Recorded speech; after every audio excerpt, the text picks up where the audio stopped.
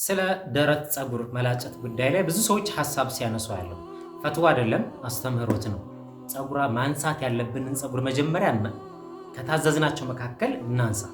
የመጀመሪያው ቀድመ ቀመስ ለወንድ ልጅ ይሄ ፀጉር የምንለው ወይም ደግሞ ወተት ምግብ ስንበላ ቀድሞ የሚቀምሰው እሱ ነውና ከነጽህና ከምንም አመች አይደለም። አንዳንድ ሀገራት ላይ እንደ ባህል ነው የሚያዩት፣ በጣም ያስረዝቡታል። በጣም ነው የሚያስጠላው፣ ምቾት አይሰጥም። ወደ ቱርክ አካባቢ ምናምን ስንመለከት ማለት ነውና እሱ መወገድ አለበት።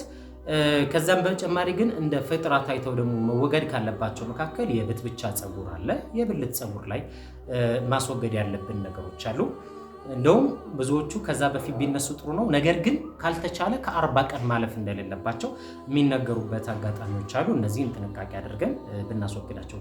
የማይነኩ ከሚባሉ ለወንድ ልጅ ፂሙ፣ ለሴት ልጅና ለወንድ ልጅ ለሁለቱም ደግሞ የቅንድብ ፀጉር ባይነካ ይባላል። ከዛ ውጭ ግን ሌላ ብዙ አይነት አህዋሎች ስላሉ ነው።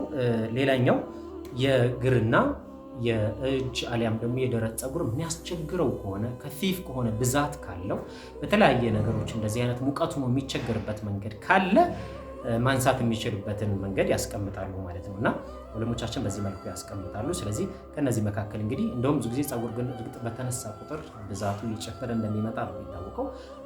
ከሸሮ አንጻር ግን እንዲህ አይነቶችን ሐሳቦች ወለሞቻችን ያቀርባሉ። ከዛ ወላሁ አለም። ሰላም አለይኩም ወራህመቱላሂ ተዓላ ወበረካቱ።